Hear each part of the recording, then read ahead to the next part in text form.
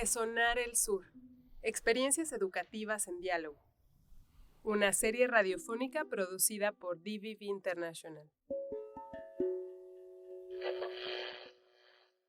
Hola, mi nombre es Ana Lucía Lagunes y hoy estoy muy emocionada de estar con compañeros de centros de formación del estado de Chiapas y pues se los voy a ir presentando. Tenemos a Graciela Osornio Morales, quien desde hace 5 años colabora en el Centro de Formación para la Sustentabilidad, Mochbiquil, en San Cristóbal de las Casas.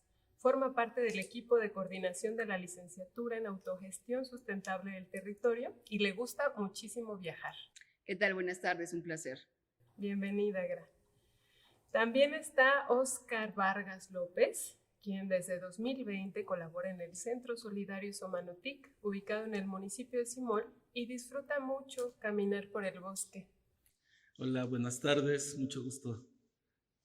Bienvenido, Óscar. También tenemos entre nosotros a Alejandro Alarcón Zapata, quien desde 2020 colabora con la Secretaría de Igualdad de Género del Gobierno del Estado de Chiapas en la Albarrada, en San Cristóbal de las Casas, y también le gusta mucho viajar. ¿Qué tal? Muy buenas tardes, un gusto estar aquí. Bienvenido.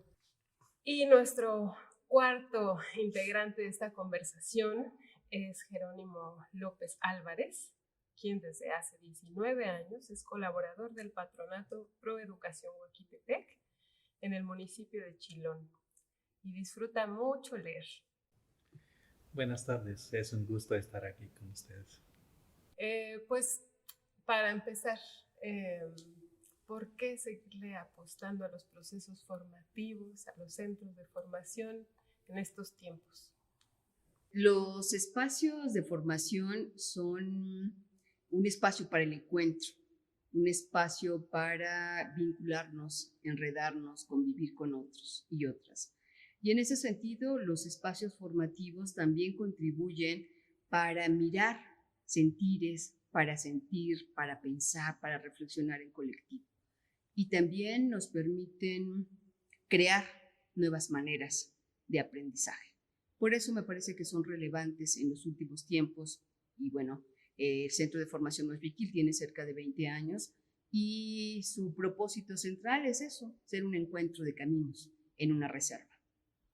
Bueno, pues además de lo que dice Graciela, también me parece que nos permite encontrar las diversas formas de entender la realidad, ¿no? De encontrarnos con los otros, con las otras, para construir conocimientos justamente a partir del diálogo de saberes, a partir de nuestras identidades, de nuestras búsquedas, de nuestros sueños. A mí me parece muy importante, por ejemplo, construir autonomía desde la diversidad, desde la autogestión y desde la autorregulación. Si no podemos construir autonomía si no respetamos la autonomía de los otros, de las otras.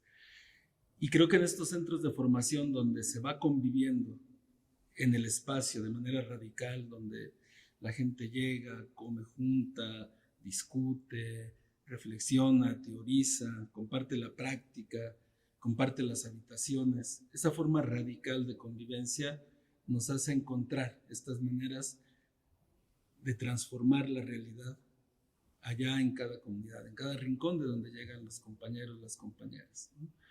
Nos permite también trabajar la interculturalidad, no solo como el reconocimiento de la diferencia, sino como la incorporación de todos los saberes y todos aquellos elementos que nos permiten tener una mayor comprensión del mundo y entonces de las relaciones humanas, ¿no?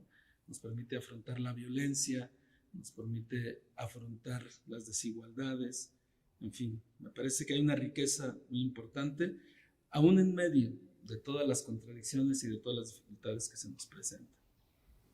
Es un espacio, ¿no?, para encontrarnos, donde hay una gran diversidad y ver la diversidad como fuente de una riqueza para la construcción de los aprendizajes y pues esto lo colectivo también, que pues esto es lo que ha hecho que, bueno, a nuestras experiencias como comunidades nos ha hecho como vivir hasta este momento, ¿no? Y hacer frente a las situaciones que hemos vivido, ¿no? Entonces, el encontrarnos con otros en espacios, pues nos da más herramientas, ¿no? Que se necesitan para poder realizar los proyectos de vida de cada uno y de los demás. Y pues son espacios en donde podemos encontrar una visión más plural, más incluyente, ¿no? Y eso es lo que se apuesta, ¿no? En los centros de formación, de una convivencia intercultural que permita crecer juntos, ¿no? Entonces, lo que yo percibo de la importancia de hoy en día. Pues los procesos de formación, como ya apuntaban aquí los compañeros, pasan por el reconocimiento de los demás, la interculturalidad, el intercambio, pero también por aprendizajes concretos con la posibilidad de fortalecer habilidades o de adquirir habilidades concretas, prácticas también, en el sentido de capacitarse en poder realizar alguna tarea, algún oficio. Por supuesto que la perspectiva filosófica, pedagógica que comparten o que compartimos aquí, pues es el sustento, la base, pero no basta con teorizarlo, conceptualizarlo, sino que es bien importante, como se hace el trabajo en la mayoría de estos centros, aterrizarlo en necesidades del cotidiano, en habilidades económicas, productivas y por supuesto todo lo que conlleva la promoción de los derechos. Me dan ganas de preguntarles un montón de cosas de esto que mencionan, ¿no? Pero pues muchos de ustedes llevan mucho tiempo también apostando en procesos formativos de forma personal, pero y también en los centros en los que están colaborando. La mayoría tienen muchos años ahí, ¿no? ¿Qué sienten que hace que se sostenga durante tanto tiempo esto que ustedes dicen, ¿no? El encuentro, el apostarle por el encuentro, por el reconocimiento de la diversidad, por la autogestión, por el aprendizaje de herramientas concretas, ¿no? ¿Qué hace que se siga apostando eso durante tanto tiempo? ¿Qué sienten que está ahí? Creo que una es la necesidad de aprender. Me parece que estos encuentros, esos espacios, también es esta necesidad de la búsqueda de la compartición de saberes, de sentires, ¿no? Me parece que también quienes formamos parte de estos procesos creemos en la educación como un espacio para dialogar y para transformarnos. Y entonces le apostamos desde un modo de vida, desde una riqueza como persona, como colectivo, como comunidad, y porque a través de ella podemos transformar estas realidades, que estas realidades también están permeadas por la opresión, permeadas por la desigualdad, permeadas en territorios donde han sido motivo de saqueo y de mucha desigualdad, de mucha historia.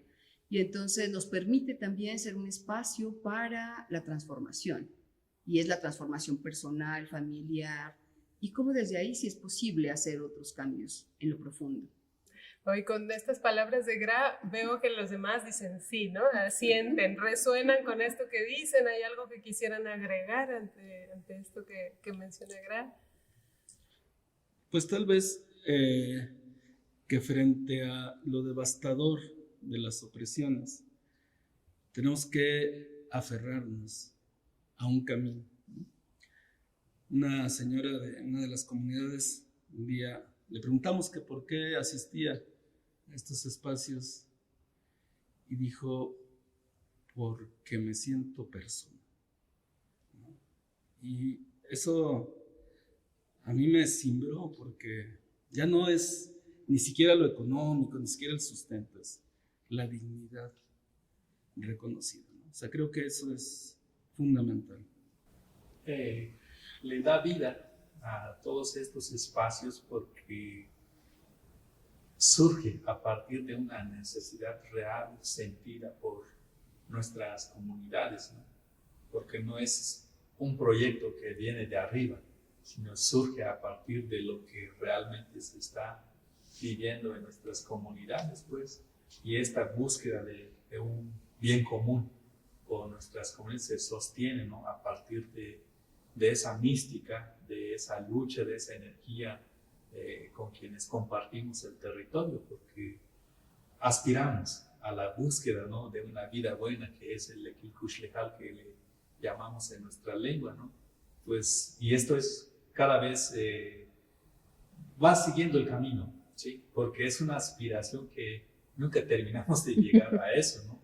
Sino cuando pensamos que ya llegamos, vemos que todavía falta más y por lo tanto hay que seguirlo, ¿no? Y esto le va dando más vida a eso, ¿no? La aspiración y la suma de energías. Y lo que sí es evidente, pues ha logrado transformaciones de vidas. No cambiamos el mundo, pero vidas de personas, de nuestras comunidades. Y pues es posible esto también como sostener gracias al aprendizaje de muchas personas, organizaciones y experiencias que nos conjuntamos a realizar y le apostamos todos juntos. Pues nos mueve también, lo han mencionado, el acabar con el sufrimiento de las personas. Cuando hablamos de derechos humanos y lo teorizamos, en el fondo pasa porque las personas sufren al no poder ejercer a lo que tienen derecho, ¿no? La comida, el techo, el vestido, cosas elementales. Pero eso visto desde, si quieres, una perspectiva de la contradicción, pero desde la perspectiva de qué nos motiva, también nos motiva la alegría, también nos motiva ver que las personas se transforman, luchan contra el sufrimiento de los demás o de sus hijos o de sus compañeros o de sus compañeras. Entonces, lo que nos motiva, nos mueve también es un sentido humano, ¿no? Y como dice Oscar, pues somos gente, pues somos personas y en ese sentido reconocernos como tal, nos motiva a servir a quienes estamos en el servicio público, pero también a servir a quienes no necesariamente trabajan para una institución pública, sino que dentro de sus vocaciones, porque tiene que haber vocación, van generando estos proyectos y van consiguiendo recursos y van aliándose, y a veces eso es difícil porque las relaciones con las personas todavía hasta el día de hoy creo que somos la armonía a través del conflicto y nos cuesta mucho fluir. Bueno, quienes tenemos años en este trabajo pues hemos aprendido a fluir y a tratar de transformar de una manera alegre pues las cosas que hacen sufrir a las personas. Ay, pues muchas gracias por esto que nos comparten. Y han mencionado opresiones, han mencionado violencias. Quisiera que pudiéramos nombrar una de las violencias que se están enfrentando sus centros formativos, sus procesos formativos en estos tiempos. Bueno, en particular en el centro de Moshviquil, en ese territorio de básicamente del norte de la ciudad de San Cristóbal, pues nos enfrentamos de pronto a esta situación de invasión de la propia reserva. Y es también por esta exigencia al territorio, esta exigencia a la división, a la parcelación, a ubicar el derecho a la tierra. Sin embargo, se hace de una manera violenta, no con el consenso, no con la negociación, sino desde un ámbito muy violento. Bueno, pues yo voy a mencionar dos porque creo que no podría dejar de mencionar una de la otra. Por un lado, el crimen organizado que acá en el territorio chiapaneco se ha ido metiendo de manera cada vez más agresiva y más brutal a las comunidades, cooptando, obligando a muchos jóvenes a ser parte de estos procesos de violencia, ¿no?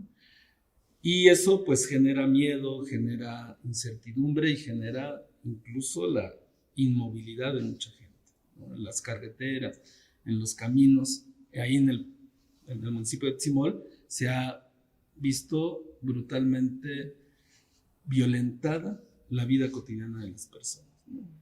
La gente dice hace 3, 4 años podíamos salir sin ninguna preocupación, ahora no, ¿no? Ahora estamos ya con el miedo por este tema del crimen organizado, que se habla que hay incluso en el mismo pueblo de Tzimol una célula ahí que está operando.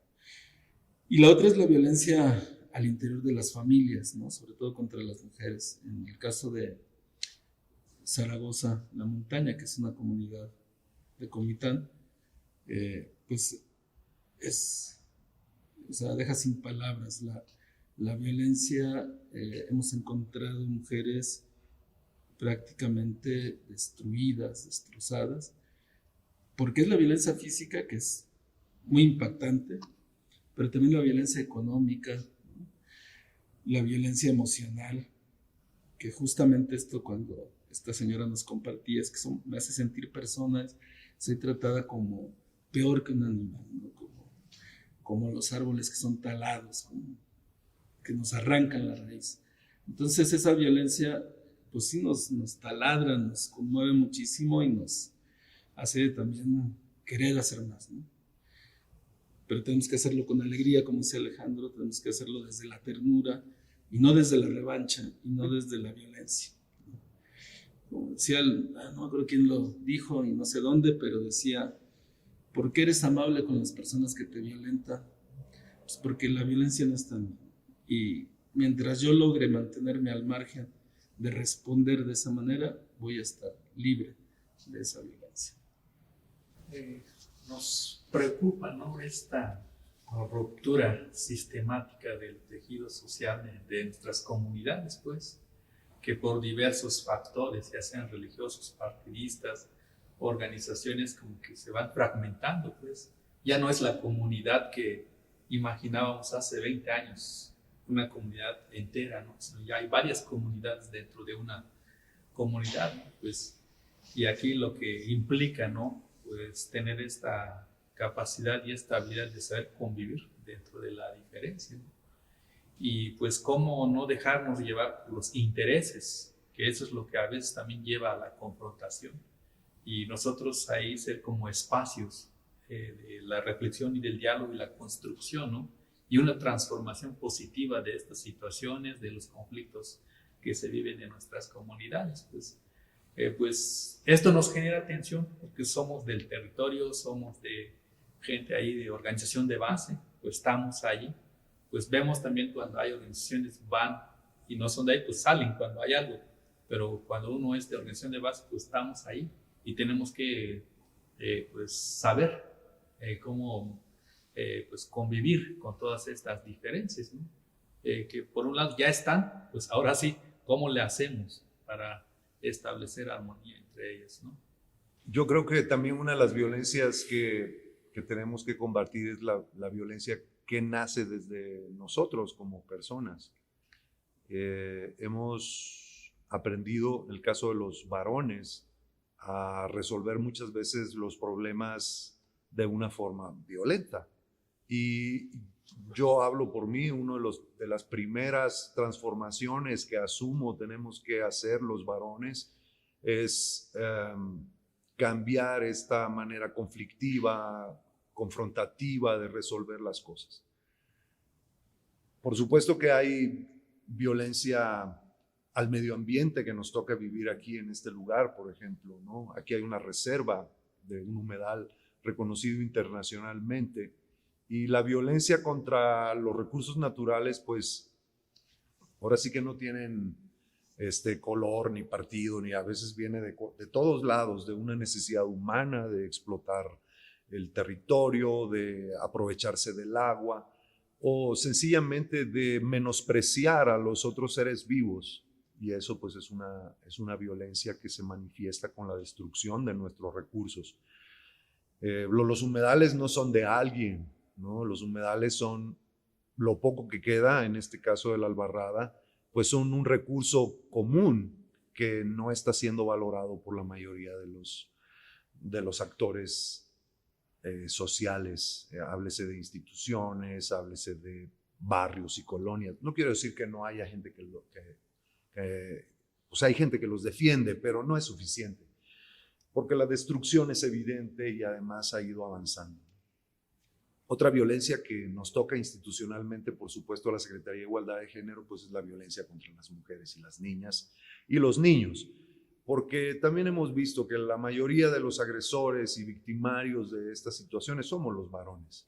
Por supuesto que ahí no falta quien diga, bueno, a fulano le pegó su mujer, pero a veces es solo es solo un mal ejemplo de lo que en realidad sistemáticamente sucede, ¿no? Entonces esta violencia nosotros aquí pues estamos obligados por ley a combatirla, pero no resulta fácil, porque estructuralmente el machismo está muy fortalecido y no resulta fácil combatir este flagelo.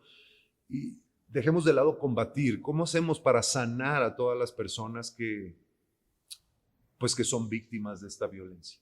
Otra violencia que nos toca es la violencia comunitaria, la violencia social. Aquí en La Albarrada tenemos personas que fueron desplazadas por motivos de violencia política y delincuencial, particularmente el caso de Panteló. De tal manera que la violencia se manifiesta en diversos niveles, desde el nivel íntimo, personal, pasando por las relaciones de pareja. Buscamos combatir, por ejemplo, la violencia en el noviazgo, ¿no? Por poner un ejemplo, ¿no? Tratamos de también intervenir en estos procesos comunitarios, pero también hay que reconocer que la mayoría de las violencias nos rebasan y tenemos que juntarnos a veces con otras instituciones o con otras asociaciones para poder medianamente hacer una atención integral cuando a veces se puede. Pero normalmente como sociedad siento que todavía no hemos logrado tener una fortaleza que nos permita afrontar de manera eficiente estas violencias tan graves y a veces homicidas incluso, ¿no? Gracias, Alejandro. Pues vaya panorama complejo que hemos dibujado, nada más de mencionar unas cuantas de estas violencias que nos atraviesan, ¿no? Y que abrazan también el proceso educativo en el que estamos. Y el reto grande que hay también para estar aprendiendo de estos contextos, para estar aprendiendo cómo afrontarlos, cómo sanar, cómo no responder con las mismas agresiones, cómo mediar, conciliar, comprender a la otredad. Pues todo esto está en juego todo el tiempo, ¿no? El mirarnos no solo entre humanos, sino en el entorno, los otros seres vivos, todo esto, cómo se conjuntan los procesos formativos, cómo nos ayudan esos procesos de diálogo a comprender qué estamos viviendo, ¿no? Entonces, bueno, pues ahí un poquito, una probadita les estamos compartiendo a quien nos está escuchando de la relevancia que hay de tener estos espacios de encuentro para poder navegar este contexto complejo, durísimo, en el que hay que ir construyendo estrategias entre distintos actores, ¿no? Porque uno solito, pues una solita, está bien difícil, ¿no? Y pues para irnos despidiendo, ¿qué es lo que nutre en este contexto para ustedes? Una esperanza que les ayuda a disfrutar, también a conectar con la alegría, a conectar con la ternura, a conectar con esto que dicen, bueno, yo me sostengo aquí, ¿no? Sigo apostando por este camino. Pues yo diría que es el camino mismo. Es decir, no solamente es el camino al fin, sino el camino de ir transitándolo. Y que en ese camino nos vamos deteniendo a preguntarnos, ¿estamos? ¿Con quién estamos? ¿A quién acompañamos? ¿Quiénes nos acompañan? Y en ese caminar también vamos deteniéndonos a mirar las estrellas, a mirar el cosmos, a mirar a los otros, a mirar la naturaleza y también a mirar a lo que está presente. Y a quienes todavía les falta por crecer, les falta por florecer. Y creo que la esperanza también está ahí, en mirar que otras generaciones tienen el derecho de tener un ambiente más sano, de tener un mundo diferente, donde esta opresión sea la mínima, donde tengan la posibilidad de vivir una vida más digna.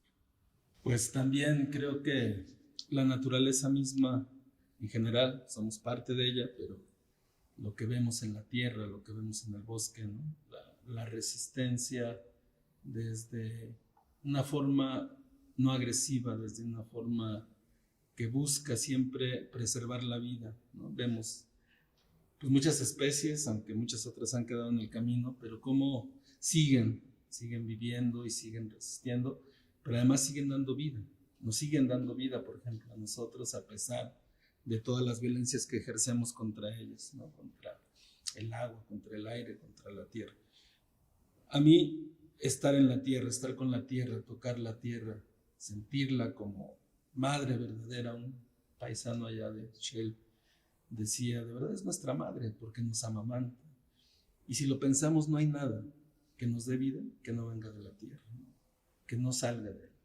Y con muy poco, porque, bueno, ahora cultivamos desde hace 12,000 años nada más la tierra, pero siempre ha dado muchos frutos, ¿no? Y muchas cosas solo se recolectan y hay vida. Eso para mí es la mayor esperanza, ¿no? El ver que la vida se sostiene,